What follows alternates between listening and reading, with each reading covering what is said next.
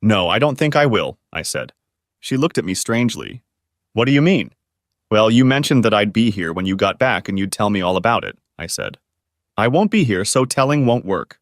Where will you be? She asked. Elsewhere, I said. She pouted. What do you mean elsewhere? None of your business, I said. You're acting like a child, she informed me. Grow up. This is the 21st century. Things have changed. I don't doubt that you have, I agreed. I haven't changed, though. Well, I have some gray in my facial hair, but that's still me. You, on the other hand, seem to have changed considerably. It's not a good change.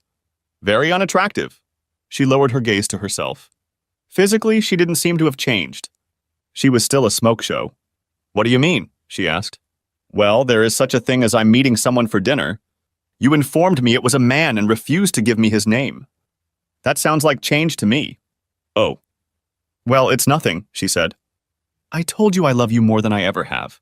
None of this has anything to do with how I feel about you. I see. Well, I can't say the same, I told her.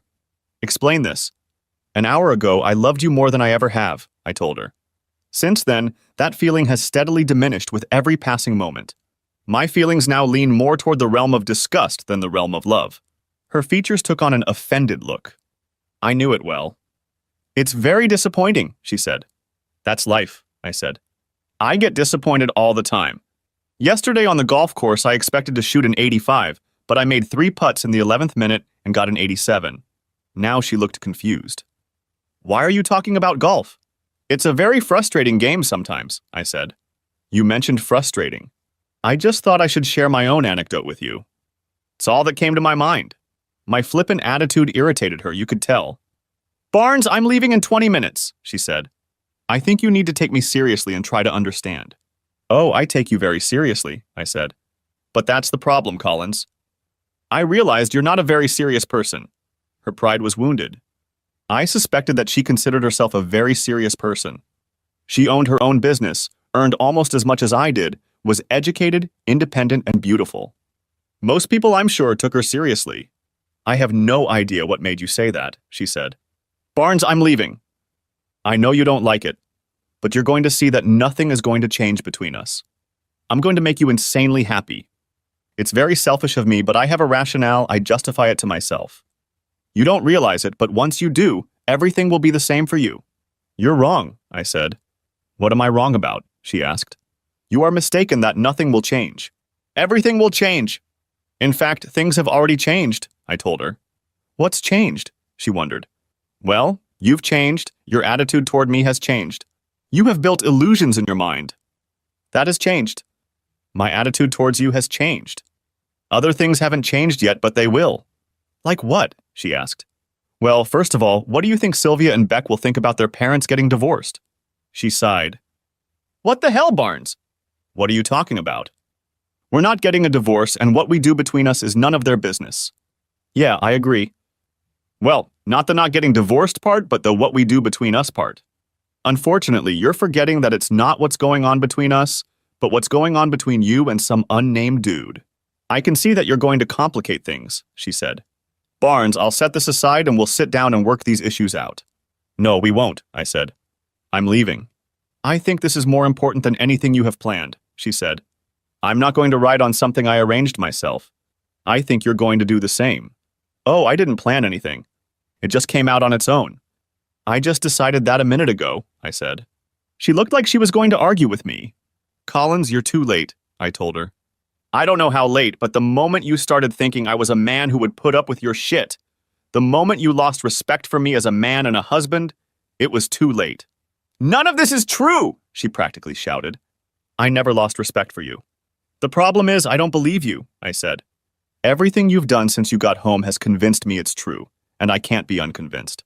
I'm going, Collins. You can go on your date, too. I'm done. I stepped back, grabbed my jacket, wallet, and keys, walked to the door, and started to walk out. Wait! She ran for the door as fast as she could in 4-inch heels. She didn't make it in time. I closed the door and got in the car. By the time she opened the door and stepped outside, I was already pulling out onto the street. I decided to see what Beck was up to. She lived about 4 miles from us, so I pounced on her. WID? Netflix and chill, she immediately replied. Would you like some company? I asked. She sent me a heart. I'll make popcorn. When I got there, she was already curled up on the couch. Davy met me at the door and nearly knocked me over. When a 160-pound dog de Bordeaux clings to your legs, trying to bury you in affection, it makes an impression. Hey, buddy. I managed to stay on my feet and gave him a good scratching as he wriggled around, drooling on my pants and snoring with pleasure. It always takes about 10 minutes to get to Beck's house. By the time I got to the couch, Beck had already poured me a glass of wine and put popcorn on my plate. I sipped my wine and looked at her. Not a word, she said. I like sweet wine. You don't. You're in my house. Deal with it. I laughed. Hey, I tried to raise you right. It's not my fault you lost your way. She grabbed the ever-present towel, wiped the lint off my pants, threw the plaid over my legs, and snuggled in. What's Mommy doing? She asked. Well, I'm not sure, I said. She cast a leering look at me. That's weird. Yes. I agree. What's up, Dad? What do you mean you're not sure? When I got home from work, she said she was going on a date, I told her. When I disagreed, she said she was going to cancel the date and we would talk things over. I decided I was done discussing it and left. So I don't know if she's on a date or sitting at home waiting for me to talk things out. She stared at me with her mouth open for a minute. What the hell, Daddy? She waved away my frown at her scolding. What the hell do you mean by date? Beck, I'm as shocked as you are, believe me. She told me she was going on a date with a man, but she didn't say who with, and she seemed to expect me to just say, okay, have fun. What? Dad, is this a joke? Are you sure you got it right? I have a positive attitude, and I wish it was a joke. What the hell is going on in there? She demanded. Jesus, I was there on Wednesday, and neither of you said a word. Everything was fine. Hey, I thought everything was okay, I said. I couldn't say anything because I didn't know anything. Tonight was the first time I heard for the first time. I'll call her, she said. Collins answered, and the conversation from the side I heard was interesting. Beck didn't say anything unnecessary. Where are you, Mom? With who? What the hell, Mom? You just lied to me. Dad's sitting right here. No, you just lied to me. What the hell is wrong with you? You just lied to me. My mother just lied to me. I don't care. You lied. I don't know how you're going to make it up to me. Don't mess with my head. Don't call me, don't come here. When and if I want to talk to you, I know how to do it. She ended the conversation. We sat like that for a few minutes. I didn't know what to say. I put my arms around her and pulled her against me. I felt her warm little body start to shiver, and then she buried her face in my chest and began to sob. She lied to me, Dad. She told me she was with you at the restaurant. She lied to me. I guess you heard right. I just hugged her and I felt like crying myself. I guessed she had gone on this date after all. I know, sweetheart. It's going to be okay. I know. Please don't cry, Beck. You're breaking my heart. How is everything going to be okay? She sat up and stared at me, her sad tears turning to angry ones. My own mother just lied to me. She's on a date and she tried to tell me, Daddy, what are you going to do? I have no idea, I said. Beck, I'm floundering here. I came here just to chat with you, to try to get my thoughts in order. I should have thought you'd ask me. I didn't mean to. It's not your fault. I asked you. She grabbed a box of tissues, wiped her eyes, and blew her nose. She looked at me, lowered herself to the floor, and lay on top of Davy. He snored, objecting to being disturbed from his nap, and after a couple minutes, she moved over to me again, snuggling against him. Cuddling Davy always calms me down, she said. Hugging you always calms me down, I told her. You smell better than Davy. She giggled. He's a little stinky. Talk to me, Daddy. Where did this come from? What's going on between you and Mom? What are you going to do? I would love to answer these questions, but I don't know, and I don't know. I'm shocked. For a minute, she sat in silence. We should call Sylvia, she said. She pulled out her cell phone. Hey, Sil. Where are you? Well, I need you to come here right now. No, this is very important. I'm serious right now. Okay. I'll see you later. She's at Straps, she said. Straps was a club they liked. It was about 10 minutes away. She needs to take an Uber. We ate popcorn and drank wine, talking softly about what might be going on with Collins. Sylvia showed up about 20 minutes later. She performed Davy's ritual and came over to sit on the other side of Beck. Sylvia was born 3 years earlier than Beck, and they had always been close. They did everything together. Beck was as tiny as her mother, a little blonde pixie. Sylvia was 4 inches taller with her mother's hair and eyes, a slightly larger and darker version of her mother. She hugged us both. "What happened?" she asked. "What's the emergency?" "I was at a party."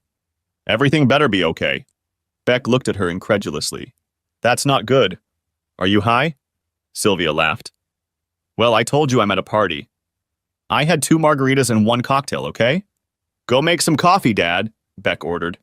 "This is serious, Syl." By the time I'd made coffee and Sylvia had had her second cup, Beck had told her everything he knew. She looked a little shaken. "Daddy, I know there's more to the story," she said. "Are you sure you're not telling us? Have you been fighting? Are you having problems with, in the bedroom?" "We fight sometimes, yes," I said. "No more than when you both lived at home. And now that I think about it, even less. Mostly we fight about the 2 of you." Beck punched me in the bicep. "Hey," I chuckled. "And no problems in the bedroom that I know of. And if there are, I don't have any, and your mom hasn't said a word." "I need to talk to her," Sylvia said. "You need to talk to her, Beck. Most of all, you need to talk to her, Daddy. Why didn't you stay home and talk to her?" "Maybe I should have," I admitted. I was too angry. "Jesus, girls, you didn't see the coolness with which she just announced it to me." Beck squeezed me. "I know, Dad. But Syl's right. I think we all need to talk to her, find out what she's thinking. When do you think you can pull yourself together to talk to her without losing her?" "I don't know," I said. "I hope it's soon. I don't think I can take it much longer. I'll go to the lake, try to relax enough to sleep, get up tomorrow and hopefully get a grip on myself." "I'll come with you," Beck announced. "Now I'll get my bag and a blanket for Davy." She headed for her bedroom but stopped. "Give Daddy a cigarette," she said to Sylvia. Sylvia looked at me questioningly. I nodded and she dug into her bag, pulled out a case, handed it to me and put it away. I'd never been an avid smoker. Collins and I flashed once every few days. It was a remedy for anxiety and I felt I needed it. Beck came out with her bag, put some dog food in the container, took Davy's dishes, I took his bed, and we went to the truck. Sylvia walked us out. We threw our stuff in the back of the truck and spread a blanket on the back seat of the truck. "I'm going to talk to my mom in the morning," she said. "Beck, why don't you find out when you can talk to her? Let me know what happens." "Daddy, don't do anything stupid, okay?" "Maybe," I said. "I'm a little dumb. I'll try not to do anything super stupid." Sylvia hugged us, Davy climbed into the car, and we drove off. On the way, we talked for quite a while. Beck gave me the 3rd degree, asking me about 1,000,000 questions, some of which I could answer, and some of which I couldn't. We got to the lake house, took Davy down to the lake and walked beside me, Beck holding my hand like she'd held my whole life. Some things hadn't changed. I was pleased to hear that. Davy swam a bit, we threw him sticks, he chased frogs and squirrels, and we walked back. It was getting dark by now, and we laid out our stuff. I looked around at the booze supply. "Want a mojito?" I asked Beck. "Yummy," she said. "I want some." I made 2 large portions, each with 2 ounces of rum in it. Beck lit the fireplace, and we sipped our drinks and talked. We lit a cigarette, and I felt quite relaxed. "What do you think, Daddy?" she asked. "I have a few options, but it all depends on your mom," I said. "I have to tell you, Beck. It's all pretty messed up. I think she might tell me she's lost her mind, take everything back, and then we're left where?" "In therapy," Beck said. I laughed. "Yeah, a magic wand." "I think I'd try it." "What if she's determined?" she asked. "In court, I guess," I said. "Of course she doesn't want it." "How could she want it?" "I have no idea," I said. "You're a lot smarter than me, Beck. You're going to be a psychologist very soon. Tell me, what would make a person do what she does?" "I actually have no idea," she said. "I know the literature. People cheat to get revenge because they have commitment issues, are sexually attracted, find themselves in situations where they're thrown together, looking for something they're not getting from their primary partner. It's probably a combination of several factors. I'm pretty sure none of those apply to my mom." "I have no idea if that's the case," I said. "If it is, and she has some complaints, you'd think she'd talk to me and let me try to fix what's wrong." "Yeah, you'd think so," she said. "I guess we'll find out. I'm going to talk to her tomorrow, Dad. You'll have to drive me back so I can get my car." Surprisingly, I slept well. I watched videos and occupied my thoughts until I fell asleep, dropping my phone. I just turned it off and fell asleep. I got up, got dressed, took Davy outside, and he wandered around the bushes for about an hour. When we got back, Beck was already up. "Do we have anything to eat, Daddy?" she asked. Not really, honey. We had to stop on the way here. It's all right, she said. You can take me out to breakfast. I want French toast at Gailey's. Deal. We left Davy at the house. He was mostly asleep anyway when he was bored and had a heavy breakfast. The topic of conversation was hypothetical situations that could have happened before we decided we were bored with it. We talked about school, my job, Davy's latest antics, and how her internship was going. We went back and got her stuff and picked up Davy, and then I drove her back to her house. I walked back to the lake, sat in the glider on the porch, and watched the boats move around the lake. It was lonely. I missed Collins and thought about the times we sat like this, doing nothing but enjoying being together. I missed Beck. Hell, I'd even settle for Davy as a companion. I decided to go fishing. I took the boat and fished in the cedar thickets, catching 6 nice crappie. I cleaned them and found some frozen fries to eat them. They were delicious as always. When I decided to turn my phone back on, I got texts from both girls asking me to come over to Beck's. I got my ass there and they were just eating pizza. Beck brought me a beer, and we sat at the bar in her kitchen while they ate. Well, I talked to her, Beck began. Me too, Sylvia said. And, prompted I. You're not going to like it, Beck said. She told me she wasn't happy. Not with you, of course, but with her life in general. She thinks it lacks excitement, challenge. Some jerk who owns a company she often works with is hitting on her. She likes the fact that she is being pursued, that men find her attractive. She wants to be able to go on dates. She says she loves you and you can go on dates if you want. I sat for a minute, digesting her words. Sylvia, is it the same story as yours? I asked finally. Quite so, she said. Daddy, I don't think it will last long. She'll figure it out and it'll be out of her system. Damn, Syl. You don't mind shit like this? Burst out Beck. I didn't say I was fine with it. She defended herself. I said I thought it wouldn't last long. She'll get over it and things will go back to normal. I was dumbfounded. What do you advise me to do while she comes to her senses? I asked. Love her, be patient, let her calm down, she said. She loves you, Daddy. She's just having midlife issues or something. Or maybe not, said Beck. These are midlife issues, not having fun with other guys. Well, what other options do you have? Divorce her? Put her in a cage? Asked Sylvia. I have no idea, I said. Divorcing her is definitely one option. No, it isn't, Sylvia insisted. Jesus, Daddy, just don't go crazy with this. You two are meant to be together, and you know it. Shouldn't you talk to your mom about this? Asked Beck. Shouldn't you be telling her not to freak out? This is some bullshit, Sylvia. You're taking her side and Dad hasn't done a damn thing. Not a damn thing. I'm not taking sides, Sylvia replied. Well, that's a problem too, isn't it? Beck was starting to get heated. You're supposed to take sides, not this be patient crap. Patient I am. She went on a date with some creep, Sylvia. You know very well he's a bastard. If he wasn't, he wouldn't be hitting on a married woman. And she's a whore for letting him. Hey, let's just take a break, I tried to tone it down. But they weren't interested. So what do you want, Beck? You want our parents to get divorced? Is that what you're talking about? It's not about what I want, Beck said. It's not about what you want. It's about what Daddy wants. Don't forget, Sylvia, Daddy didn't want any of this. It was Mommy who wanted it, and she's going to have to make it right. I'm telling you this right now. She can have whatever she wants, but until she gets her head in order, she has to plan for my relationship with her to depend on what I want. And what will it be? Asked Sylvia. I want to see her as little as possible and not hear her at all. So you're going to tell us about your relationship with our mother? I'm not flushing anything, Sylvia, and that's your problem. You can't see that. Everything that's happened since Dad came home from work last night is Mom's fault. Every little thing. She's the one pulling the strings, and if you can't see that, then you have the same problem she does. Whoa, just take your time, girls. Let's not let this get out of hand. I tried to hug them. Beck let me pull her to me, but Sylvia turned around, grabbed her bag, and sprinted out the door. I pulled Beck to the window and we watched Sylvia get into the car. The headlights came on, then went out. She got out and started to back up, then turned around, got back in, and drove off. God, I'm so mad at her right now. Beck was furious. I'm sorry, Dad, but that was a load of crap. She pressed herself against me and I thought for a moment. I sighed. Yes, it is, but it's not Sylvia's delusion, Beck. It's your mother's delusion. Children shouldn't be put in that position. I know you're both grown women, but we had a special family, honey. Our whole lives revolved around each other. I'm closer to you girls than any father I know. You always had a great relationship with your mother. You shouldn't be in the middle of this shit, and neither should Sylvia. I'm sorry about that. Dad, it's not your fault, she said.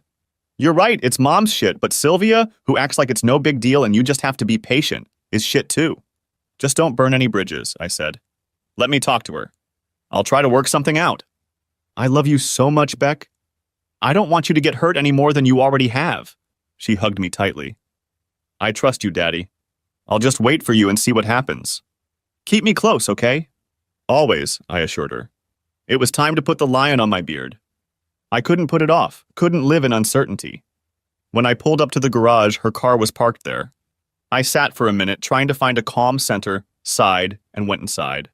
My stomach felt like I was about to get heartburn, so I went in and got a glass of milk to calm it down. Collins was in her office and came out when she heard me. She looked as bad as I probably did. Hi, I said. I'm glad you're okay and back. She looked at me intently.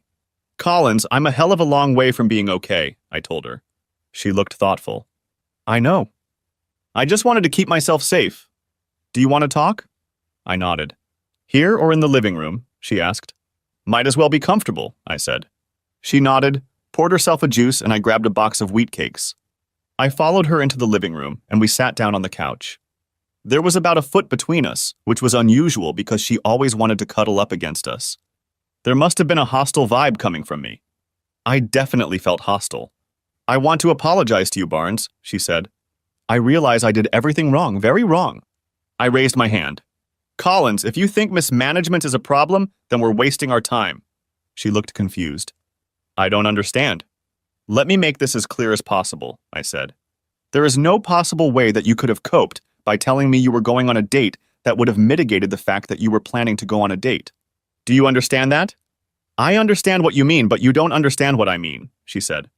Okay, you've heard me out, so go ahead. Make me understand. By manage, I mean that I should have taken the time to explain what I was doing so that the very fact that I was doing it would be tolerable to you. I'm afraid you'd have to be a bloody wizard to do that, I said. You suddenly discovered you have magical powers? She smiled. Not quite magic, but almost, she said. I spread my hands apart. You have the floor, miss. Le fait. I just want you to think about it, Barnes. How old are we? I'm 48 and you're ancient, 49, I said. She laughed. Yes, and I can feel each of those years. Not in the physical sense.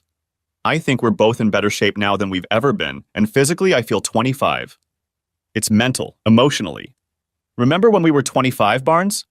Yes, I remember everything. Me too.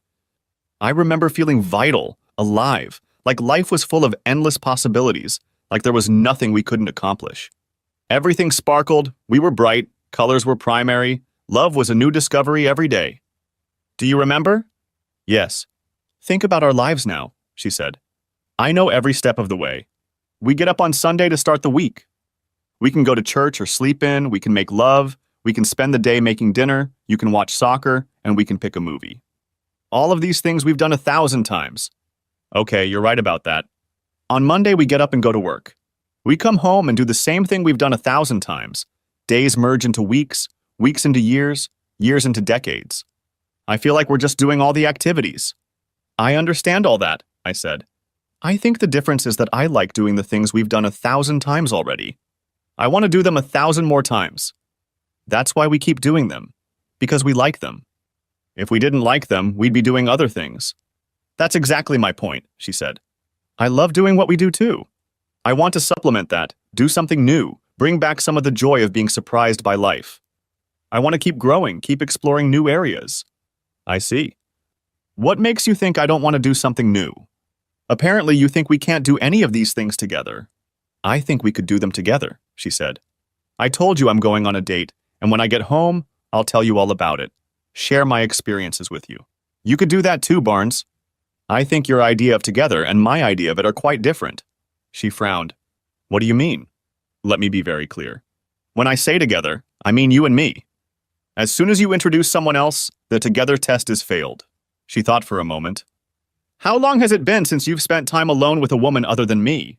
Well, I assume you mean other than the girls or other family members. I think that would be 6 months. Remember when we went to Kansas City with Amber? We met with the telecommunications representatives. She nodded. I know Amber pretty well. Tell me, Barnes, is there any tension between you two? Not that I know of, I said. I mean, I know she's a woman. She's gorgeous, you know that, but I'm married, 10 years older than she is, and we don't flirt, if that's what you mean. We have a very good working business relationship. We're friends, and I'm not trying to be anything else. Well, you said it yourself, she's gorgeous. She's single, Barnes. What if you took her out to dinner, and then the two of you decided to try the nightlife, went to a club, danced together? Would that be exciting? Holding all that beauty in your arms, wouldn't that get your motor running? Maybe. That's why I don't, I said. Why not? She asked. Because I'm married to you, I told her. I don't put myself in a situation where my motor is running for anyone but you. And if I was okay with it? She asked. It doesn't matter, I said. It wouldn't suit me. She sighed. I'd be okay with that. Maybe 10 years ago I wouldn't have done that. I'm more mature now. I'd put up with it, and I think you should put up with me doing the same. That's the thing, I told her. No. That's not what I signed up for, Collins. You promised me, I promised you. If you want to leave, that's fine. Well, it's not great, but it is what it is. If you're determined, I can't stop you. I only control myself. I don't want to leave, she said. I want to be more free. I want to be spontaneous, see adventures and go on them, but not leave the house. You're going to do it regardless of how I feel about it? She sighed again. I don't know, Barnes. I'm inclined to say yes. The fact that you think that you have it all mapped out in your head, that you can talk about it so fluently, tells me a lot, I told her. You haven't been communicating with me. You've been hiding it from me for a while. What else have you been hiding? And then there's your little stunt on Friday night. I'm sorry, I shouldn't have done that. I was mad at you for leaving when I wanted to talk about it. That's nonsense, Collins. It's an outright lie. You planned this long before Friday and were going to go before you even mentioned it to me. Speaking of lies, you also lied to Beck. I guess you're pretty good at that. I spat out my anger and bitterness. I told you I'd cancel and we could talk. The rest of the shit she safely dodged. Screw that. I've had enough of the chit-chat. Okay, you had your chance at management, I said. My position hasn't changed. It's not about finding the right way to lay hands on me. There's no way to do it right. What matters is that you did it, that you plan to do more of it, and that you want to do it. That's all that matters. I don't control you, but I do control me. I'll just get my shit together and leave you to it. What the hell, Barnes? That's not what I want, she protested. I'm not doing it. But you'll want to, I said. Right now I have zero trust in you. You've already more or less told me that you think I'm boring, that you need excitement in your life, primary colors and all that. Even if you don't do anything, I'll always know you think that, and there's no way you can convince me that you won't resent being stuck in a boring life. We want different things, Collins, so let's move on. I went down to the basement, got my luggage, carried it into the bedroom, and started packing. I took everything I would need for a week or so. Later, I could go back and get whatever I wanted. She kept walking beside me, telling me she didn't want this, that we'd work it out, but I didn't listen. I put everything in the truck and she tried to go around it and get in. Luckily, the door was locked. She was standing in the driveway as I drove away. It was a depressing sight. I loved her, and I felt like I had lost half of my heart and soul. I just couldn't see a way forward. This time I remembered to stop at the grocery store. That took my mind off things for a while. A trip to the lake brought it all back with renewed vigor. I turned on a podcast, but by the time I arrived, I had no idea what it was about. I took my stuff into the house and set it down in a daze. It occurred to me that I should talk to the girls, but I was mentally and emotionally exhausted. I just didn't have the energy. As it turned out, I still had to look for him. I had been sitting there for about an hour when my phone rang. I looked, it was Sylvia. I had some business to attend to. Hi, honey, I said. Where are you, Daddy? She asked. I'm at the lake, I said. Where are you? I'm at your house, she said. My mom called me and asked me to come over. I got a call notification. It was Beck. Hold on a minute, it's Beck calling, I said. I answered and said I would call her back, that I was on the phone with Sylvia. She was fine with that, and I called Sylvia back. Hey, I told her I'd call her back. I'm glad you're there with your mom. She's in total distress, Dad. You should be here with her, not me. I know about that, I said. Sylvia, this is a difficult conversation. Are you sure you want to talk about it over the phone? She was quiet for a minute. No, I guess not. Are you coming back? No, I'm not going to, honey. I'll explain all this when I see you, okay? No, it's not good, but I guess it is what it is, she said. Daddy, I have to work. I can't stay here. I'll stay tonight, but I'm really busy at work. I don't know what's going to happen tomorrow. Your mom works too, I said. That's not your concern, Sylvia. You do what you need to do. Your mom and I are adults. She snorted, and I could tell she was very upset. I'm so sorry, Sylvia. I know this is hard for you. I love you, though. You're my first child, and you'll always be special to me. She gasped as she replied, I love you too, Daddy. Bye. I pulled myself together and called Beck. Hi, honey. Are you okay, Daddy? She asked. I will be, I said. Are you okay? Same thing, she said. I suppose you're at the lake? Yes. Do you want to come outside and I'll tell you what happened? Yeah, I'm packed, she said. All the classes this week are online, but I have to go to work on Wednesday and Thursday. Can I spend this week? You don't have to ask. I'll spend every second with you, I told her. I know, she said. I'll be out in an hour or so. I've got dinner waiting for me, I said. I was putting food out on the counter when I heard the sliding door to the porch open and Davy's claws clicking as he looked for me. He was going nose to nose with the food and I had to stop and give him some love. I fed him the fat. I trimmed off the pork chops and was already washing my hands when Beck hugged me from behind. I wiped my hands and hugged her back. It smells good, she said. No, Davy. She grabbed paper towels and wiped the saliva from his mouth. He settled down behind the bar stools and we started eating. It was delicious. I think it didn't go well, she said. No, she had all sorts of explanations. It all boiled down to the fact that she was bored and wanted to be a child again. Fine, she rolled her eyes. Tell me something, I said. If you were in your role seeing your mother as a client, what would you say is wrong with her? I would never consider her or anyone else I have a personal relationship with as a client, she says. If someone I don't know came to me with their story, I would say they're depressed because they're seeing their transition age. There's no such thing as a midlife crisis, you know. I didn't know, I said. I thought it was something. I hear about them all the time. Yes, movies and books have made it so popular that everyone thinks it's real, she says. It's not a diagnosis. It's a transitional period, and some people see their mortality, start feeling like they have a finite number of years at the peak of their life, get depressed, start doing stupid things to maintain the illusion that they're immortal. Wow. Who would have thought it, said I. My baby is so smart. She smiled at me. Yes, I am, and don't you forget it. Do you think she should see a therapist? I asked. I know, and I'll tell her, but I won't get involved, she said. I understand. I wish you weren't as infatuated as you are right now. I'm really sorry about that. It's not your fault, she said. I know you feel bad for me. I feel bad for you too, but we'll get through this and get through it, right? Yeah, we don't have any other choice, I said. Sylvia arrived Tuesday night, Beck made potato salad, and I grilled hamburgers. We sat at the table on the porch and ate while talking. Dad, Mom is a mess, Sylvia said. Yeah, pretty much the same thing, I told her. What are you going to do? She asked. She wants you to come home. She promised she'd forget about all this. She sees the damage she's done and she's sorry. Yes, I'm sure it is in a way. What do you mean in a way? It's hard to explain, dear, but I'll try. I want to hear it too, Beck said. I need a minute, I said. Girls, would you like a drink? What have you got? Sylvia asked. I've got stuff for Palomas, I said. Yum, Beck said. I want some. Sylvia wanted some too, and I gathered my thoughts as I mixed them. We made ourselves comfortable, and I was as ready as I could possibly be. Sylvia, are you still dating that what's-his-name? Dickweed, Beck shot back. Sylvia laughed. No, I realized he's a jerk. I have a new boyfriend I met here a month or so ago. His name is an asshole. His name is Richard. Oh my God, Dick! They were both laughing hysterically. They were stepping on my heels. I tried again. Well, suppose Dick. They fell silent again. Richard, all right? Richard. Suppose Richard had told you that you were boring, Sylvia. How would you feel about that? Not very good, she said. I'm not boring. No, it isn't, but it seems to him that it is. What can you say? Can you argue with what someone feels? I don't know exactly what you mean, she said. Well, Beck, you don't like raisins. Sylvia, you don't like coconut. That's how you feel.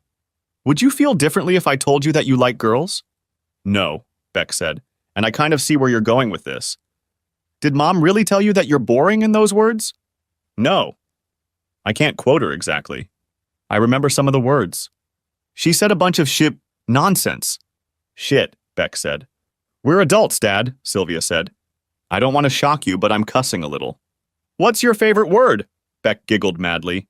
Stop it, you two, I admonished them, which made them burst into laughter. She asked me if I remembered what we were like when we were 25. What it was like for you girls. She had all these glowing words about how great it was, how exciting our lives were, how everything was new and bright. She said she felt like we were stuck in a rut, doing the same thing over and over and over again, and she wanted to bring that excitement back. Can you feel it, Dad? Asked Beck. Probably a little, I said. I know I'm not 25 anymore. I told her I like what we do, otherwise I'd be doing other things. I don't see anything wrong with that, said Sylvia. What did she say? She wanted to do different things, I replied. The problem is, she doesn't want to do different things with me. She wants to do them with other men. She likes to be wooed. She likes to feel that men want her, so she's going to date them, and if things work out, do things with them. Oh my God, Beck said. How do I handle this? I asked them. Can I tell her she's wrong? She feels the way she feels, and you can't argue with feelings. Will all the excitement and energy she says she lacks show up like magic? No, it's not, Beck said. Honey, think about it, I said. Do you really believe that it hit her on Friday? That she suddenly had an epiphany and arranged to go out with some guy on Friday? No, she said. What are you getting at? I'm telling you, she's been thinking about it for a long time, I said. Has she said anything to me? She hasn't said a word. Do you understand? I know, Beck said. Me too, Sylvia added. Dad, if she goes to a therapist, gets counseling, changes her mind about how she feels, do you think you can work it out? I shook my head. Sylvia, she thought she could get around me. She could have just announced she was going on a date, and I would have been fine with it. Do you realize how disrespectful that is? She sank into the chair. Yes, I know, Dad. I'm really sorry. What if she was sorry? Do you think that's true? I asked. She said she was sorry she hadn't been able to tell me better, not that she was sorry she was doing it. I'm going to talk to her, Sylvia said. Beck, will you help me? If I get her consent, will you give her a referral to a good therapist? I will, Beck said. If she asks for help, I'll be there for her, Syl. I won't interfere in her life unless she asks for it herself. She has to want it herself, not be forced to accept help. Sylvia left very unhappy. I didn't like it, but she hugged us and said she loved us and would always come back. Beck had indeed maintained a somewhat cold relationship with Collins, but as the weeks passed, she rarely mentioned her. I received regular detailed reports from Sylvia. Collins dismissed all thoughts of therapy, although she did mention that she wouldn't mind counseling with the couple. I asked Beck what she thought about it, and she decided it was futile. She felt that unless the underlying causes of Collins's dissatisfaction were addressed, all counseling would accomplish was masking her feelings or trying to reconcile me into agreeing to what she wanted. Are you ready to do this? Asked Beck. No. I'm not interested in other women, and even less interested in sharing her with other men, I said. Sylvia was there, and she asked an interesting question. Are you sure, Daddy? What if you think of it as a little vacation from marriage and get involved with hot chicks for a while? Once Mom gets rid of her glitch, you can get back to normal. May I? I asked. What if in 2 years or 5 or 10 she feels bored again? Besides, I don't know any hot chicks to sleep with even if I wanted to, and I don't. Don't you see any hot chicks waiting outside? Maybe I should go check it out. They both laughed. Unless you work with them or they're burglars and break in, you don't meet any, Beck said. You look very well for your years, Papa, said Sylvia. If you were looking, I doubt you'd have any trouble. I'm not interested, I said. No, Sylvia, I just can't. I don't have it in me. Are you disappointed? In a way, yes, she said. I hate it when you and Mom aren't together. On the other hand, I have to respect you. You know yourself. You have morals and you stick to them. Thank you for that. After 2 months, when there was no noticeable change, I got fed up. I filed for divorce. I got a call right away. This has gone too far, Barnes, Collins said over the phone. Are you divorcing me? You have no reason to. What are you going to tell the judge? I don't have to tell him anything, I said. That's the definition of a no-fault divorce. What do you tell other people? She asked. We had a disagreement and you divorced me? I won't tell them anything, I said. It's none of their business. I'll be there, she said. We need to talk about this before it's too late. Do you want me to make dinner Friday night? I asked. Yes, that would be perfect, she said. I was putting the finishing touches on dinner when I heard the door open. I felt a little bad that she had just walked in. Sure, we both owned the lake house, but I didn't go back to our house in town and go in when she was there. I stopped by to get my stuff when she was at work, but nothing more than that. Oh well. She looked as good as ever. She still made my pulse race, even if I regarded her warily. She tossed her purse on the chair and walked over to me. She wanted to hug me, and then she wanted to kiss me. A hug I could do, but a kiss, given the circumstances, was beyond me. She looked hurt, but so be it. So did I, and for good reason. What can I do for you? She asked. Everything's ready, I said. If you want, you can set the table while I get the dishes. We laid out the food, poured the wine, and she began. I don't want a divorce, Barnes. That's what I don't understand, I said. Why not?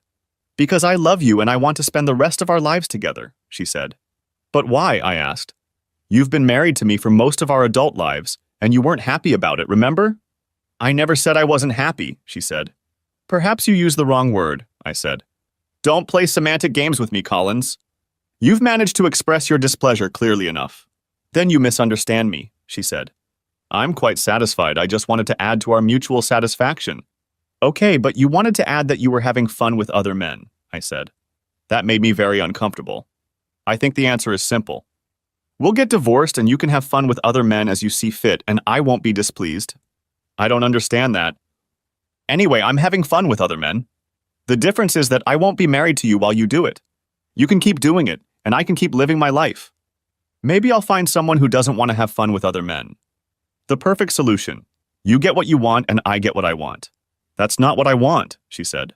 Why should it be a choice between you and random dates with other men? If it's a choice, I want to be married to you.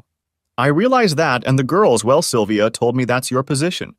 The problem is that I don't want to be married to a woman who wants to have fun with other men, whether she does or not. We finished dinner and moved to the couch. So that's it? She asked. Even though I love you, I gave up the idea and chose you. Don't you want to be married to me? Yes, Collins, that's exactly right. Look at me, Barnes, she said. I looked up. The next moment she was in my lap, her luscious lips devouring mine, kissing my entire face, her arms wrapped around me like boas, her hot body pressed against mine. For a moment I was lost in the sensations, then I came to my senses and stopped moving. She continued for another minute, but my lack of response was noticeable and she slowed down and stopped. What happened? She asked. Collins, have you two met? I asked her. I already knew the answer. I could see the doubt in her eyes. Apparently she had decided to be honest. Yes, Barnes, it is. Here's the thing, I told her. Are you going on a date? She asked. Probably eventually, I said. I like being married, Collins. I don't think it's boring. She sighed. Could I be one of those women you're dating? Maybe, I said. I doubt I can do that. I don't feel the same way about you. Maybe I'll stop being angry about the way you treated me. Maybe I won't think about the other guys you're with. But I wouldn't hold my breath. She was angry, sad, got up, walked over and picked up her purse. Let me know if you change your mind, she said, and walked away. The divorce was going through the court and her attorney asked the judge to schedule counseling. This was unexpected, and the judge explained that he was required by law to schedule it if one of the parties requested it. I'm not doing this, I told my lawyer. It's none of the judge's or the state's business. Hell no. He can hold you in contempt, he said. You're the expert, I said. Figure it out. I can't, he said. That's what the law says. I sat like that for a minute. What if we withdraw the divorce petition? Will he still be able to order it? He was stunned. No, I don't think he could. Is that what you want? Yes. Do it, I said. This seemed to stun all the participants, and Collins adopted a rather smug expression on her face. After the proceedings were adjourned, I approached them. The reason I dropped the lawsuit is because I'm not going to be forced to do anything, I told her. Until you decide you're done with your bullshit, I'm going to talk to you one last time. Don't call, write, or send telegrams. I'll never speak to you again if that's what you want. Her jaw dropped and she started to say something, but I just walked away. She tried to talk to me for 2 months. She tried to do all sorts of nasty things like messaging me through Sylvia. Beck's relationship with her mother deteriorated to the point where they didn't even speak, and this caused tension between Beck and Sylvia. She tried to come to the lake house 3 times, but I had the good sense to change the locks and lock all the doors. I just ignored her. One time she even came to my work and I had to kick her out. After 2 months, she gave up and told Sylvia that she would no longer seek counseling if I wanted to sue. We did so, went to the same judge, and the divorce was uncontested. I could see he wasn't happy about it, but it was settled between the two of us, and he couldn't order it. She kept the house in town, and I got the house on the lake. It was what I wanted, at any rate. The property was equitably distributed. She kept her business, and I kept mine. There was no spousal support, and we both kept our pensions. The usual divorce proceedings, boring, tedious, and annoying. I started buying businesses. It didn't take long, and my retirement began. I fished, learned to water ski, and the girls and I practically lived on the boat all summer. By the time October rolled around, I was ready. I applied for a visa to become a resident of Mexico. I could be here for 180 days, just as a tourist, and decided that by then I would have a clear idea of what I wanted to do. I winterized the house, swapped my half-ton Chevy for a diesel-powered F350, bought an Eagle Cap Luxury 1200 camper, hooked up the boat, and headed south. Lake Bacharach in Sinaloa, Mexico was to be my new home for the next 180 days. Both girls were a little disgruntled with me, but they would get used to it. After I bought them both plane tickets to Guadalajara, promising them all the beach time they wanted, they were absolutely thrilled. The first week I was there, I found a 5-acre piece of land about a mile from the lake, bought it, got utilities, and by the end of the month I was a local. The second time I fished the lake, I caught a 14-pound bass and I was hooked, pun intended. Sylvia flew in January and I met her at the airport. We drove to Puerto Vallarta and I suggested that she park on the beach and stay with me, or we get a hotel. She chose the hotel. It was a very nice place, full service, and we had a great time. She stayed there for a week, and on the last day we sat on lounge chairs and looked out at the ocean. "You're not coming back, are you, Daddy?" she asked. "I haven't definitely decided yet," I told her. "I'm leaning toward staying. You girls are the only thing that will keep me coming back, and I'll fly to you anytime you want me to. I'll come a few times a year to see you." "What about Mom?" she asked. I grimaced. "Is she okay?" "I guess," she said. "She's mostly working." "I know she regrets everything." "How do you know?" I asked. "Well, she didn't talk about it in so many words, but she seems, I don't know, reserved? She's not the simmering, energetic person she used to be. I think she's sad. I don't think she found the dating scene as wonderful as she thought it would be." "Well, I'm sorry to hear that," I said. "If it's all the same to you, Sylvia, I'd rather not talk about her, okay?" She gave me a sad smile. "I know. I took her hand. "I know." We shrugged off the bad vibes and had fun that night. I drove her to the airport, and she left with hugs and tears, promising to return soon. Beck flew in February, and it was pretty much the same, except she wanted to stay with me in the camper. We spent 3 days at the beach. After lunch on the third day, she asked, "Where do you really live, Daddy?"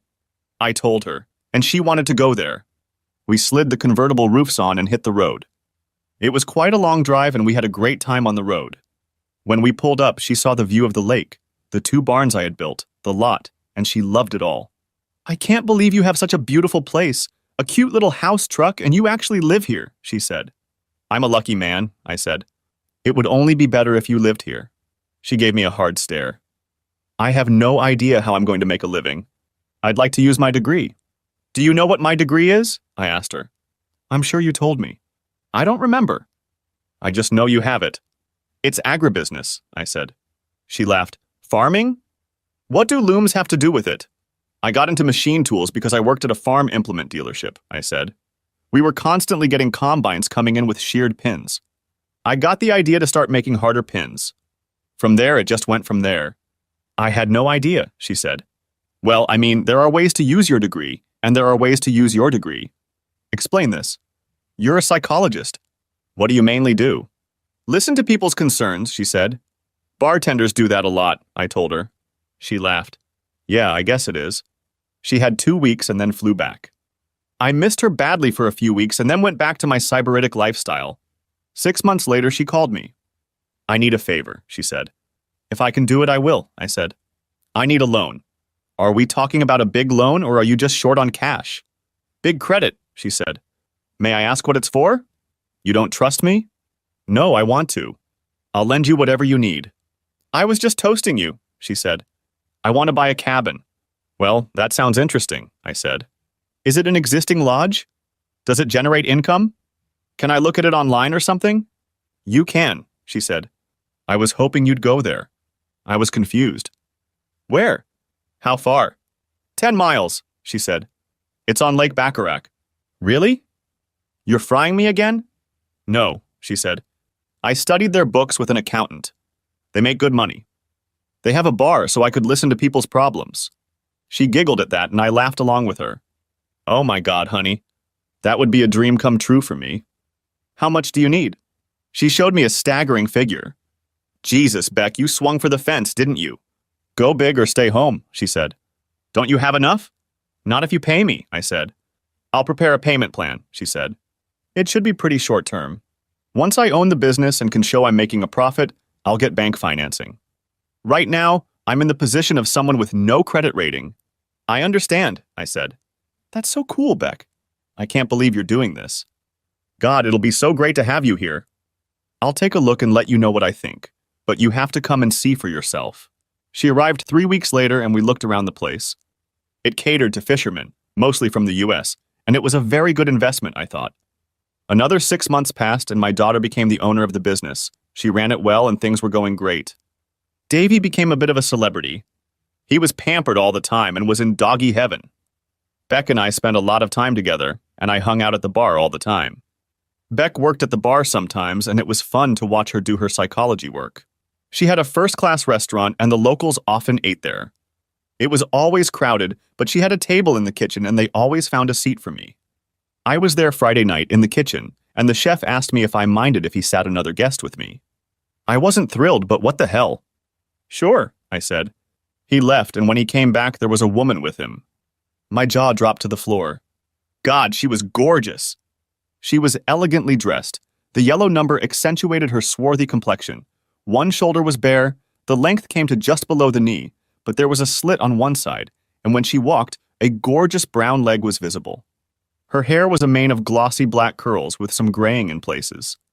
Her forehead was high and wide, and her huge eyes were so dark they appeared black. She had high cheekbones, classically beautiful, full, plump lips, and a slightly pointed chin that gave her face a heart shape. He held out a chair for her, and when she sat down, he introduced us. Miss Valiente, this is Mr. Barton. He's the father of the lady of the house. I stood while she sat down. I sat down and held out my hand to her. Barnes, please. No, mister, at dinner. She laughed a low musical sound that made me want to hear it again. You can call me Nita, she said. Her delightful accented English was flawless. Her voice was low for a woman, a little husky but smooth as velvet. Apparently she had already ordered, because the serving girl brought her a glass of something that looked like sangria. I struggled to find something to say. This beauty shocked me. It's pretty crowded, I said. Lucky they have that table. Yes. I didn't make a reservation, she said. Usually Thomas finds me a seat, but tonight I didn't want to sit at the bar. There's someone there I wanted to avoid. I see. But it didn't matter. I was glad whoever it was, because it meant I could look at Nita, hear her words. Well, you're safe with me. My mission in life is to keep obnoxious guests away from beautiful ladies. She blushed, a peachy tint appearing on her cheeks. I'm very pleased to have a gallant protector. She laughed again, and goosebumps ran down my skin. Do you dine here often? Yes, I said. Like Thomas said, my daughter owns this place, and even though I can cook, I'm the only one who has to cook, so I come here. Ah, sweet Beck, she said. I like her a lot. She and I are becoming friends. Really? Well, I'm glad to hear she's making friends, I said. Do you live nearby? There is, she said. I have a house on the Sinaloa River. I live there most of the time, but also in Los Mochis. You obviously live nearby? I laughed. Well, yeah. I'm pretty mobile, Nita.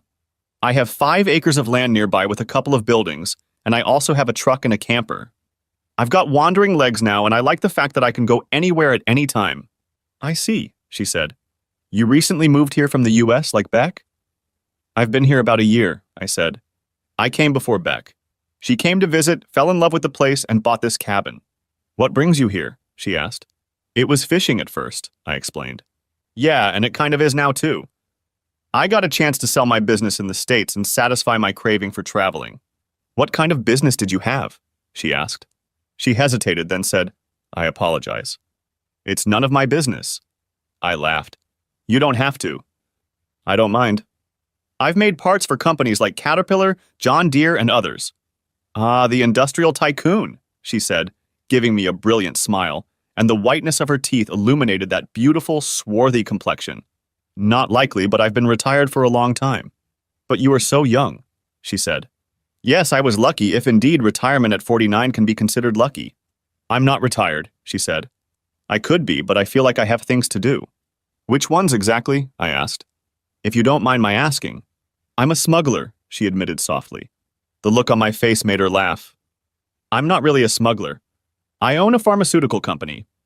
We supply prescription drugs to the Mexican Social Security Institute. Wow, that's impressive, said I. That's why I live in Los Mochis, too, she said. She looked at me speculatively. Maybe I should retire and become a Barnes like that. What do you say? Loose legs and fantasy. I laughed. A slacker and a dreamer? She smiled. Yeah, I didn't have English. You speak amazing English, I said. I speak Spanish, but you're better than me. ¿Te gustaría saber cuál es mi negocio aquí? She asked. We switched to Spanish. I'd like to know what you do, I said. Tell me about Nita. Ah, you want to know Nita? She smiled at me again. Yeah, I repeated. Just because you and Beck are friends, you know. She laughed. Yes, I can see that's your reason. I have many acres of land along the river, and I have a few horses, but lots of cattle. What kind? I asked. I have registered cattle of the Gelbway breed. Do you know them? Well, I personally don't know any such, I said, causing her to burst into a fit of giggles.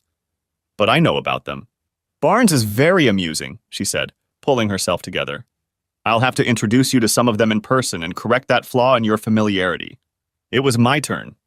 I didn't giggle, as giggling is unworthy of a man, but I had a good laugh. And Nita is a very funny woman, I said.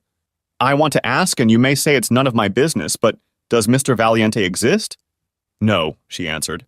He used to be, but not anymore. He worked in a petrochemical plant. There was an accident, an explosion, and he was hit by it. Oh my God.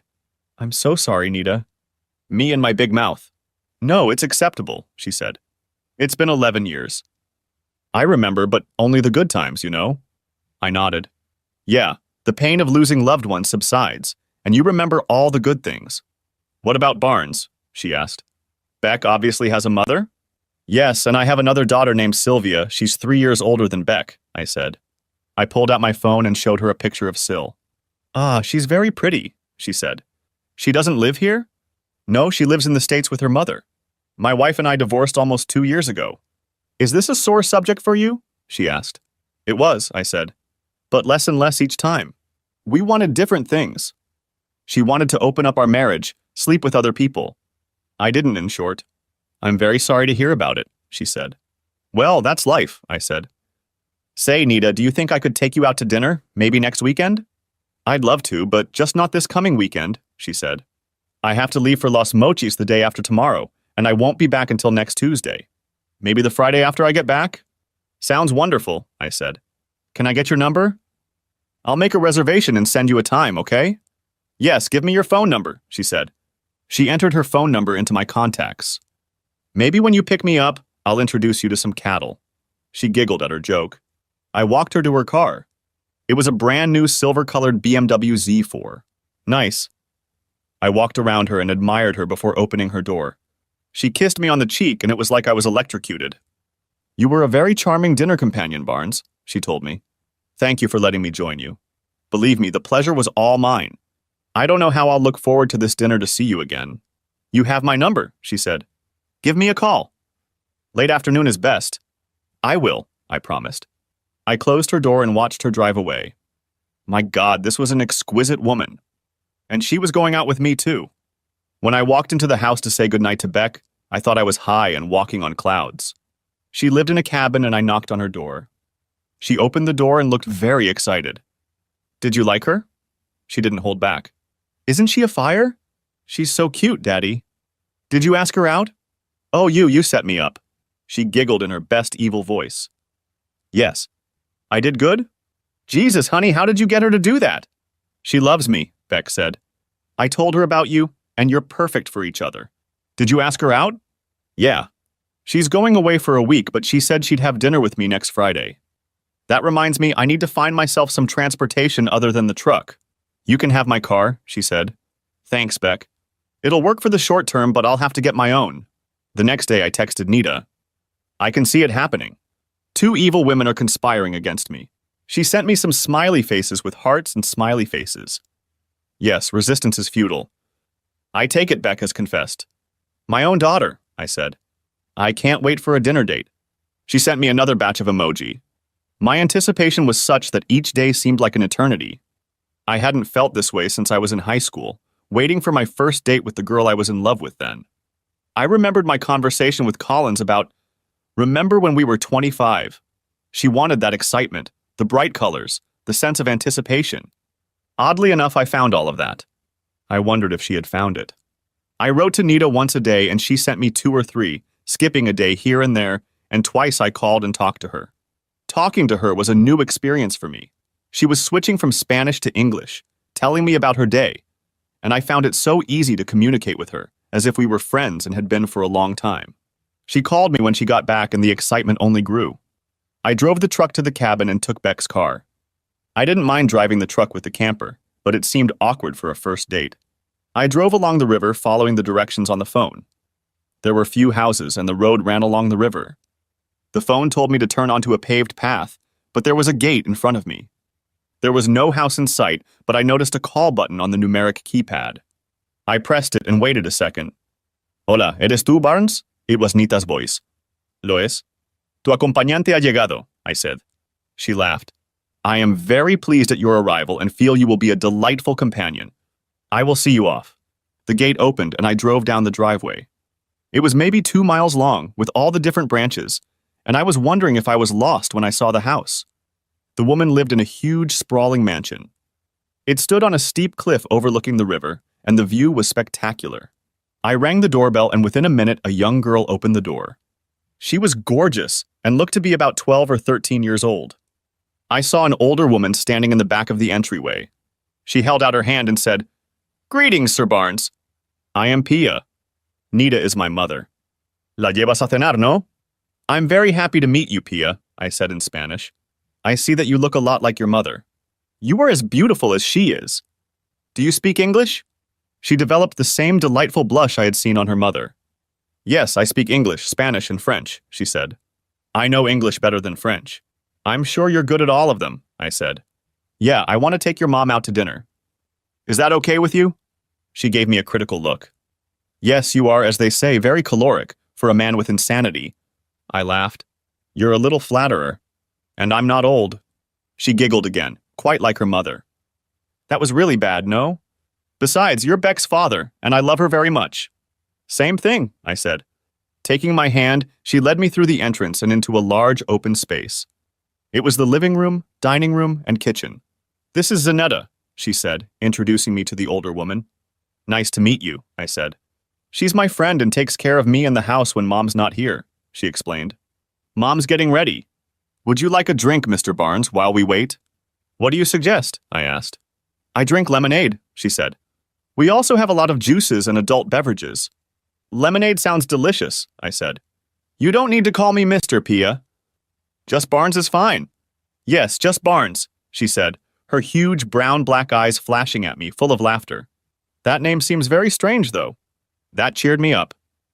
You're a doll, I told her. And a jokester. She chuckled. Yes, I love to laugh. We'll have lemonade on the back porch, Zanetta. I'll go and pour it, just Barnes. She giggled again. Stay here. Ve with your invitee, Pia. Lo conseguiré. No need to despair, Zanetta said. It's all right, I said. I'll go with Pia and I won't neglect her. We took tall glasses of cold lemonade and carried them into the living room. The entire south wall was glass, the doors sliding open, and she led me out, still holding her small hand in mine. We went out onto the porch, down the stairs, and onto a huge mahogany deck. There were large vine-covered beams suspended from large leaf-shaped fans that rotated slowly, giving us a stunning view of the river and valley. I really like it here, Pia said. We'll sit in these chairs and have a conversation. She was one hell of a charming girl. I've only had one conversation with your mom, I said. Personally, I mean. Somehow the subject of Pia never came up. She was no doubt embarrassed to have such an impressive daughter, she said. She never tells anyone about me for fear they will like me more than she does. We were both laughing about it when Zanetta appeared, carrying a pitcher of lemonade. Thank you, Zanetta, we said at the same time, making Pia giggle again. I see you are one of those who steal other people's thoughts, she said. Yeah, I told her. Everyone around me wears tinfoil hats. I think we have some, she said. Should I warn my mom? No, I said. I need to know what she's thinking to make her happy by doing this. She tilted her head, pondering. It's a very good plan, she said. Barnes has perfected it. Well, this is my first date in years, I said. I need any advantage I can get. Say, Pia, I want to spend days and days talking to you, but do you think your mom will be ready soon? Mom really likes to show up socially, she said. I expect her to show up so you can admire her anytime. Thank you for that remark, Pia. I heard that voice, low, husky, tinged with the smoke of old jazz clubs and red wine. We turned around and a vision appeared at the top of the stairs. God, she was breathtaking, heart-stopping. She was perfect in white. The dress was pure white linen, very simple and elegant. Some lace at the neckline, hanging beautifully to mid-thigh, sleeveless, with smooth, swarthy skin exposed above and below. On her feet were tan platform sandals with straps on her calves. She wore a wide-brimmed white hat on her head and posed to impress. See? Pia brought me out of my stupor. You're very pretty, Mom. Don't you agree, Barnes? I had to clear my throat before I could speak. Yes, of course. Nita, you're gorgeous! She smiled. I see you've met the pre-call. Yes, and it was, I said. Pia, it was a pleasure to meet you, and I hope to see you many more times. You are a charming lady! I finished my lemonade and walked over to extend my hand to my companion. Somehow you never mentioned to me that you had this little beauty, I said. I wanted her to be a surprise, she said. I thought that when you met her, you couldn't help but love her. I know you love your daughters, and I wanted you to love mine. She's my life, Barnes. Yes, I can see that, and I understand why, I said. The restaurant was as good as I had heard. My companion was beyond competitive, and 3 doors away was an establishment called Salon Tinampa. It was a real treat. There was a stage and the biggest mariachi band I had ever seen. It was a riot of colors and music, and I danced with Nita. It was a separate adventure because she was the best dancer I had ever seen. She made me make a huge effort to at least get close to her. She knew everything from traditional Mexican dances to salsa and tango. The last number we stayed for was slow and sweet, and holding this fiery beauty in my arms was something men performed heroic feats for. The trip back to her place went mostly without my participation. I was in a world where it was just her and me. It ended at her door, where she kissed me, and that was the highlight of my life up to that point. Before I left, I was invited to take Beck with me and spend the day with Nina and Pia the following Saturday.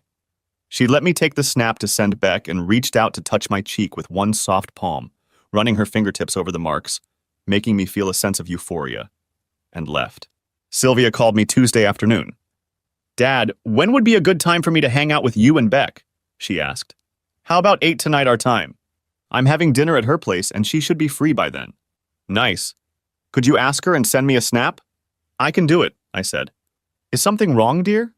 No, not really. It's no big deal and you don't have to worry. I just need to talk to you. I need to talk to you all the time, I told her. She laughed. Send me that snap. Love you, Daddy. Love my girl, I said. Beck was fine with it, and we were sitting in her living room when we got the notice. After the usual conversation, she moved on to what she wanted to talk about. Dad, Beck, I hate living here without you. I'm tired of dating assholes, as you so politely call my boyfriends. I hate my job, and my mom makes me miserable when I'm around her. I want to move there. Really? Beck was beyond excited. That would be out of the question, Sylvia. Do you think you could get a job? I think I've already bought one, she said. I'm going to buy the travel agency that books the cabins on the lake. They book your place too, Beck. Wow, you've really studied this, haven't you? Said I. Sylvia, I'd love to have you around, and I know Beck would. Are you sure, darling? Positive, she said. I wanted to talk to you guys first in case you didn't. Don't want me? She sobbed slightly, and it broke my heart. Sylvia, I'm so sorry I made you doubt that, I said. I love you, baby. I'll always want you no matter what as long as I live. Syl, I know we had a little fight about Mom, Beck said. I love you too. You're my big sister. You spanked Jamie Myers for picking on me when I was in first grade. This elicited a slight watery giggle from Sylvia. I did, didn't I? He was a creep and bullied my little sister. When do you think you'll put it all together? I asked. It might take me a month or two, she said. But I've already gotten to work. It's so exciting, Beck says. I can't wait. We talked for another hour, and it seemed like it was done. Sitting in the camper that night, I thought about how my life was turning out. It seemed like I was going from one peak to the next. Beck had moved in, met Nita, who I hoped would be a big part of my life, and now Sylvia was moving in too? Couldn't be better. On Friday, I asked Nita if she wanted me to bring anything. Beck tells me you make a very tasty pico, she said. Bring it over. I went to the market, bought some nice fresh ingredients, and made a big bowl. On Saturday, we took the truck to Nita's. I wondered what Nita and Pia would think of it. After all, they were clearly not poor. Neither was I, and it wasn't that I couldn't afford a house. It was my choice, and I liked it. But would they think I was a tramp or something? That's something we'll find out.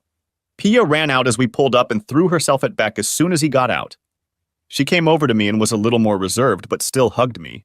We're going to the river, she said. Mommy made everything for the taco feast. Yum, Beck said. Sounds great. Come inside, Pia said. Mama and Zanetta are packing. She took us both by the hands and led us inside. We walked into the kitchen where there were several coolers and baskets on the bar. They were busy putting plastic bowls and utensils into the baskets and drinks into the coolers. We helped and everything was quickly ready. Barnes brought his truck, Pia said. He'll be perfect for transporting us. The way she phrased it made me laugh. What a delightful girl. We loaded into the car, Beck and Pia climbing into the back seat. Nita sat in the front with me, and we drove down the driveway, making a few turns as she pointed. It's good to have you with us, I said. I would never have found my way out of here. She laughed. There are several places you can go, she said. There are buildings on these roads for different functions. What kind of buildings? Beck asked. Horse barns, equipment barns, storage barns, livestock barns, paddocks, and things like that, Nita says. We walked to the river. There was a gazebo and dock, and 3 jet skis and cradles sticking out of the water. There were 2 picnic tables and a grill under the gazebo. I was planning to heat everything up on the grill, Nita said. But you brought your house and we can use your stove, right? We can, I said. All the comforts of home in a small package. I'd really like to look inside, Pia said. I've never been in a house like this. Well, I'll give you the grand tour, I said. We put the taco shells in the oven to get crispy and I gave them a tour. Pia got to lay on my bed, sit on all the chairs, and check out every appliance. She and Beck carried a load of our stuff to the tables, and I took the opportunity to grab Nita and kiss her. She was in complete agreement and lit me up with one of the hottest kisses of my life. She pulled away and looked into my eyes, her swarthy complexion colored with a pink blush, and she was slightly out of breath. Hello, beautiful, I said. I couldn't wait for you to be alone and do this. She chuckled. Well, it's encouraging to know you wanted it. I wanted it too, she whispered. Beck and Pia came back and we made our late lunch. They were all bragging about my pico, but it was all very good. We sat and chatted for about an hour, and then Pia asked if we wanted to go jet skiing. The girls were wearing shorts and t-shirts and went to change. Pia came out first and chatted with me while I looked at the system that raised and lowered the jet skis. Beck and Nita went outside, and I went inside and put on my swim trunks. When I came out, one jet ski was already in the water, and we quickly launched the other 2. Can I come with you, Barnes? Asked Pia. I'd love to, I said. Don't you drive them? I want to, she said. Maybe we'll switch, I'll drive, and Mom will go with you after a while. Beck and Nita took off their stoles, and I lost my ability to move for a moment. I knew Nita was a spectacular woman, but I was a little unprepared for her being in a bikini. It wasn't out of the ordinary, but she was. Beck was Beck. She always remained petite and gorgeous and a little girl. Nita was something else. She was shapely, but not in the way that people sometimes mean when they talk about fat. She was far from that, but she had hips, a small waist, and big full tits. Her top was solid up to her nipples, and the bottom third was striped, giving a view of her lower chest. This top was very comfortable to wear with such lush tits. She caught my gaze, and suddenly twin bumps appeared in the top. She blushed and crossed her arms over them. Ready? She asked. We did, and Pia climbed in after me. I noticed that the jet ski they had chosen for me had 30 more horsepower and was longer. We let Nita go ahead since I figured she knew the river. We traveled upstream for about 5 miles. We drove under the bridge and around a bend, and then Nita slowed down. She pointed to a small cliff to the east, and we followed it. There was a path along the cliff, and when I looked where she was pointing, I noticed a rope attached high up in a tree. We shut down the engines. Do you want to swing on the rope? She asked. Pia was practically jumping at my back. Yes, we have to, she said. It's so much fun. You'll swing high above the river, then you'll untie yourself from the rope and fall. The water is very deep. In my opinion, it wasn't very comfortable, but I would give it a try, and Beck clearly didn't mind. Nita was knee-deep in water, holding onto the jet ski as we made our way to the top of the sheer cliff. Who wants to go first? I asked. Beck should go, Pia decided. I've been there and I want to see her. Beck grasped the rod woven into the rope. Hang on, honey, I told her. She nodded, and with a slight yelp, she swung across the river. It was the biggest swing I'd ever seen. I have no idea how far she swung, but at apogee she must have been about 15 feet high. She fell and disappeared. She surfaced, tossing her hair back and wiping the water from her eyes, and swam back to Nita. Oh my God, Daddy. That was fire. You have to go. I decided that Pia should go next, and she soared into the air like a little bird, flipping in the air in a leap.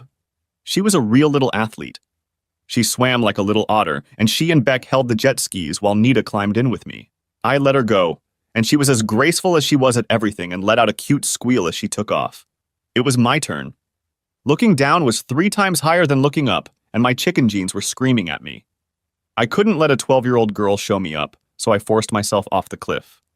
I was falling toward my death, the rope swinging me down, and I was so much longer than the girls that my toes only lightly touched the surface before I rushed upward. I almost forgot to let go of my hands, but came to my senses and plunged into the cool depths. It was fun. Nita and I sat on the jet skis and watched Beck and Pia ride 3 more times. Pia decided she wanted to drive. We drove back, lifted the jet skis out of the water and sat in the sun, holding cool drinks and enjoying the rays. Toward evening, we packed up and headed back to the house. We thanked them for a wonderful day. She invited me to stay and eat, which I did. How are you feeling, Daddy? She asked. Pretty good. A little tired, I said. There's something about sun and water that wears you out. Right? She said. But that's not what I meant. I mean about Nita. And about Pia. Well, Pia is a little doll. It's impossible not to like her.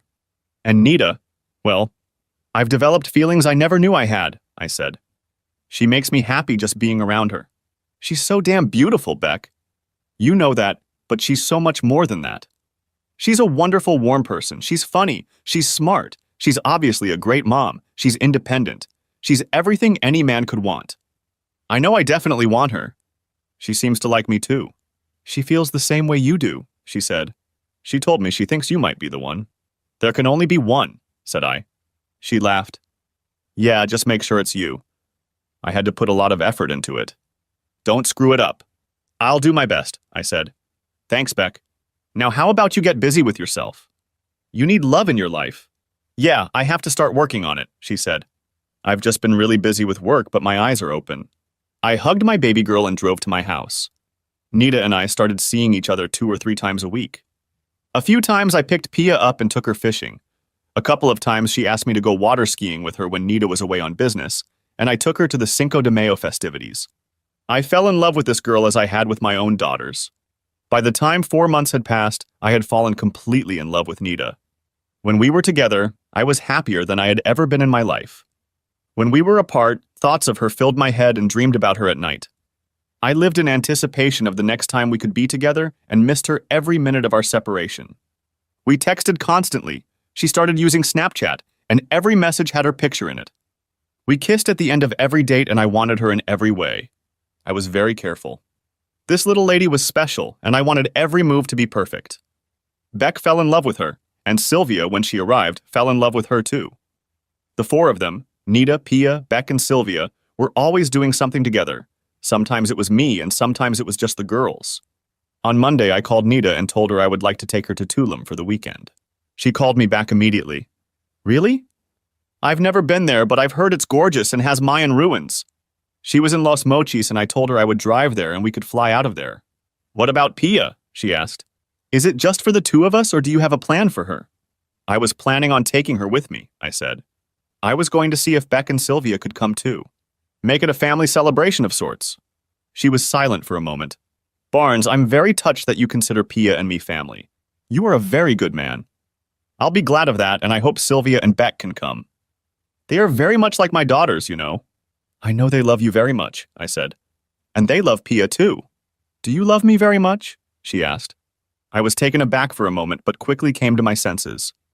Nita, I want to tell you everything in person, not over the phone, okay? Yes, I understand.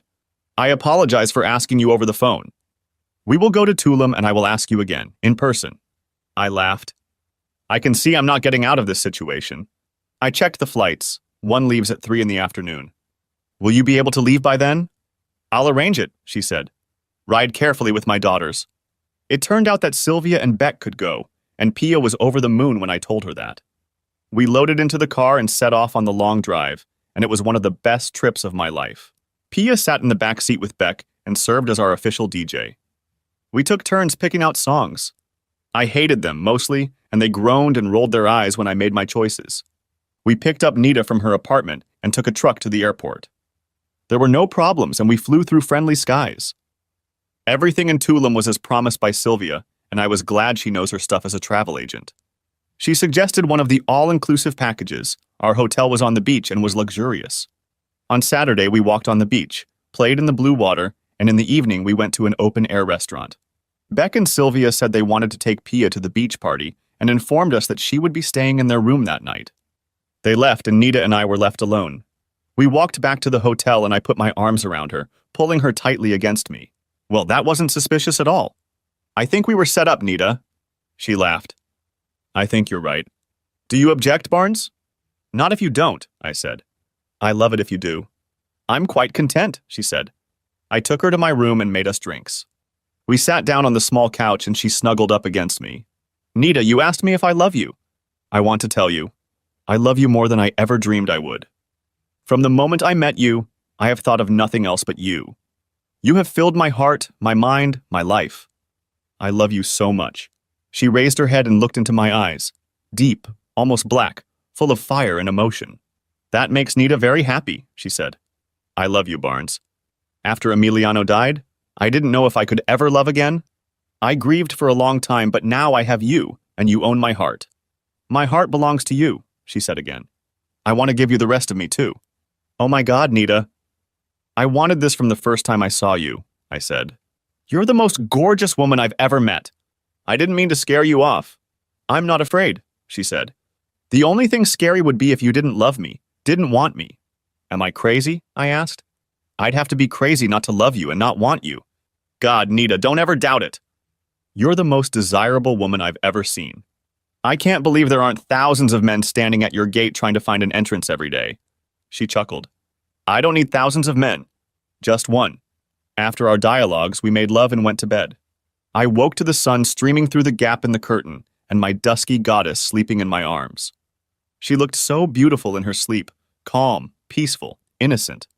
As we dozed in languid satiety, someone knocked on the door. Come back with a warrant, I shouted. From behind the door came a woman's giggle. Daddy, let us in. It was Beck. I threw on my robe, and Nita pulled the blanket over herself. All three girls rushed into the house, pushing a cart loaded with breakfast. They parked the cart, and Beck and Sylvia rushed to the bed and pounced on Nita, laughing and talking nonstop. I sat down in the chair, and Pia came and sat on my lap, wrapped her arms around my neck, and waves of her midnight hair swirled above us. You love her, don't you? She said. Love you, and I love you too, I said, hugging that little body tightly. I love you, she said. I knew you loved us. Mommy is in love with you. I asked her, and she told me. I want to be your daughter like Beck and Sylvia, she said. I couldn't help myself. Tears of happiness and love rolled down my cheeks like a river, and I clung to her as hard as I could. I'm honored that you feel this way about me, sweet bug, I said. I'm going to try very hard to be everything you need me to be for you. Are you marrying Mom? She asked. So we can be a real family, you know? I looked back at Nita and the girls. They were all looking at me expectantly. There's nothing in the world I want more, I said, but I think I should talk to your mom about it, just the two of us, and I'm not ready right now. I leaned toward her and whispered. I don't have a ring. Ah, she said. Yes, I understand. We had breakfast and then hurried downstairs to catch the shuttle to the Mayan ruins.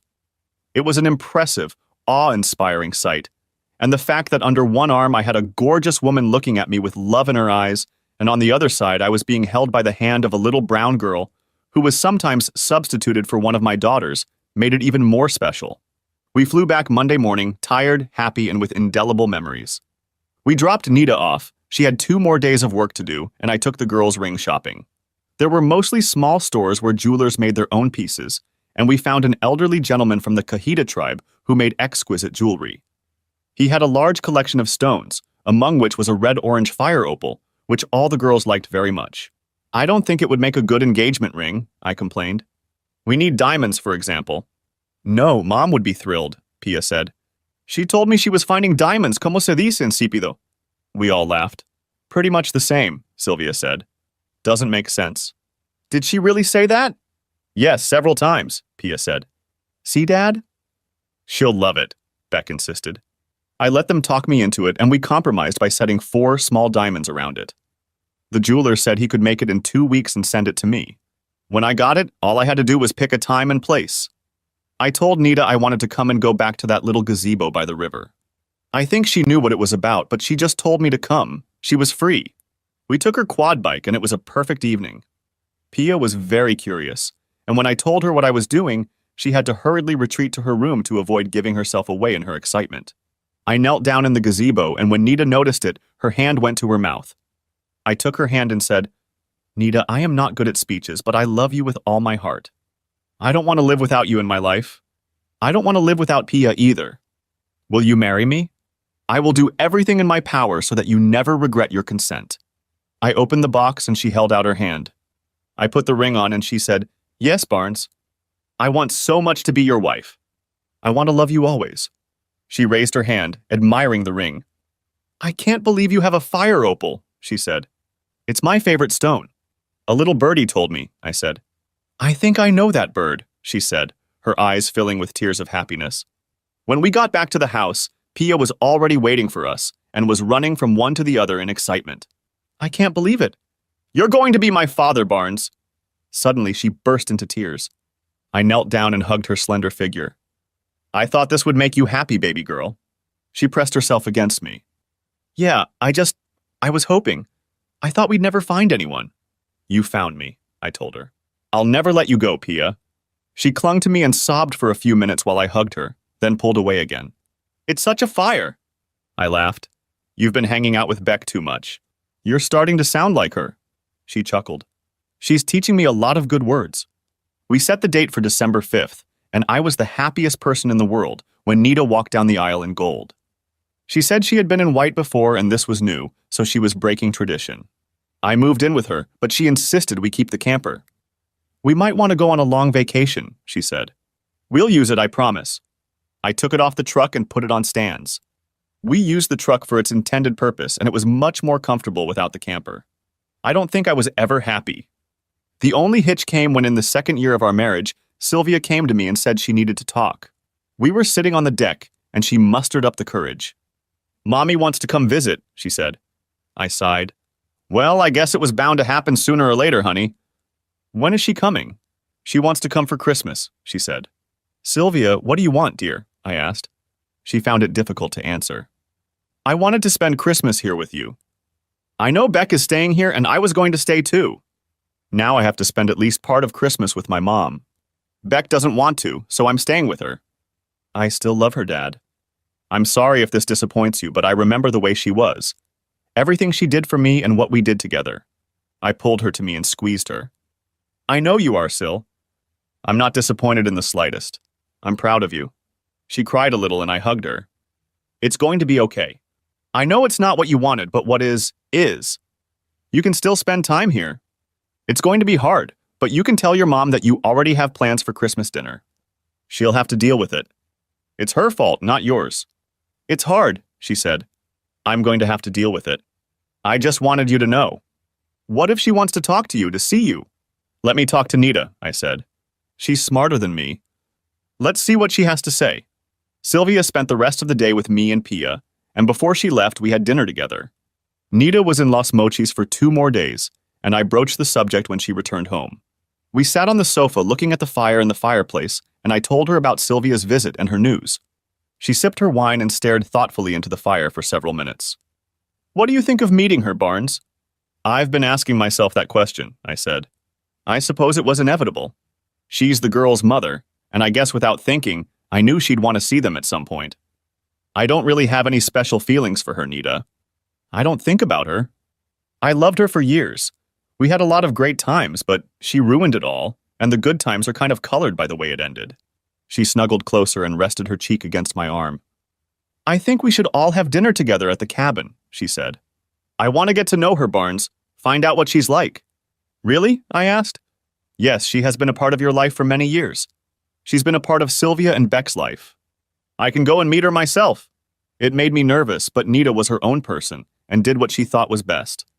She was very independent and made me nervous a lot of times, but she went with the flow, never once faltering. I knew when Collins arrived. She lived in Beck's cabin, and I saw both girls less often after she arrived.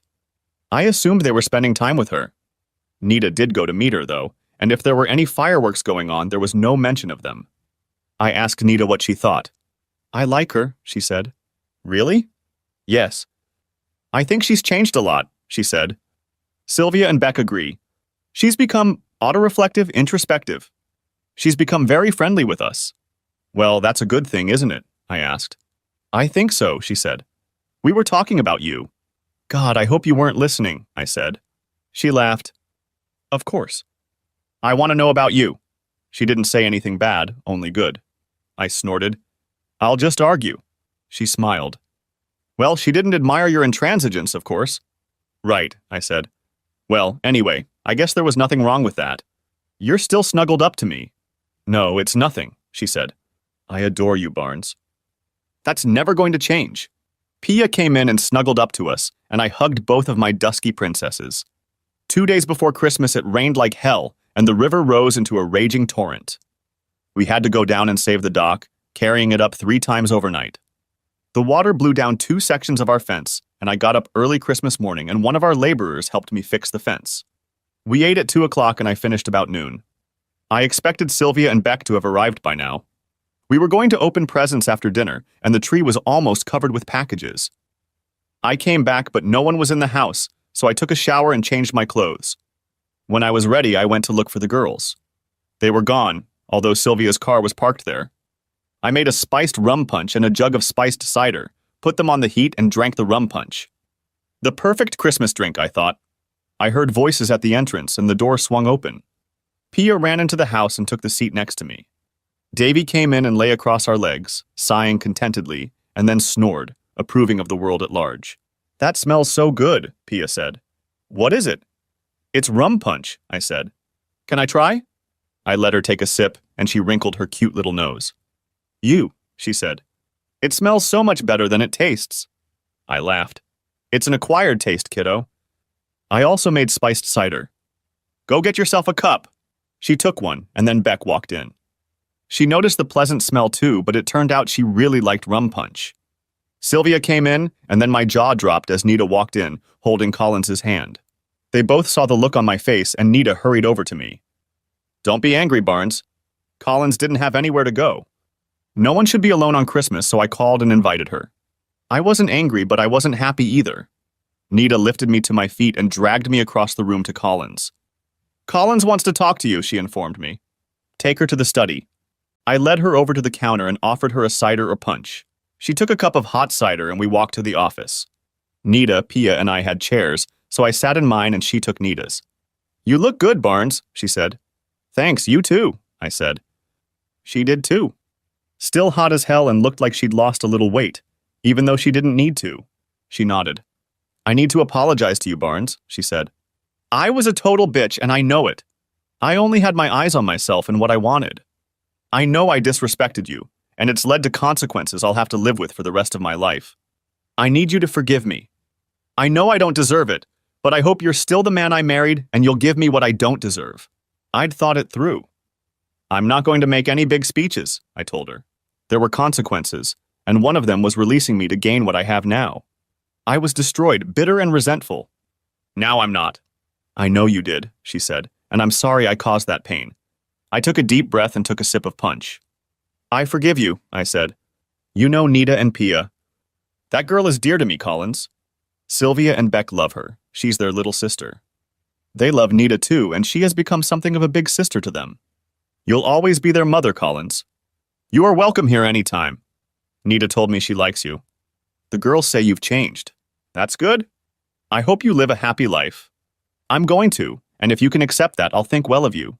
Can we be friends? She asked. We'll see, I said. But you'd better not engage in nonsense. She laughed. No, I won't. You've landed on your feet, Barnes. I'm still trying to find mine. Nita knocked on the door. We're ready to eat, she said. We sat down at the big table. Pia said grace, and the air was filled with laughter and the sound of happy voices. I looked across the table at Nita. She smiled at me and winked. Pia was sneaking bits and pieces to Davy, who was worshipping at her altar. My daughters chatted nonstop, and Collins was animated and seemed to be enjoying himself. It seemed like it was going to be a good Christmas.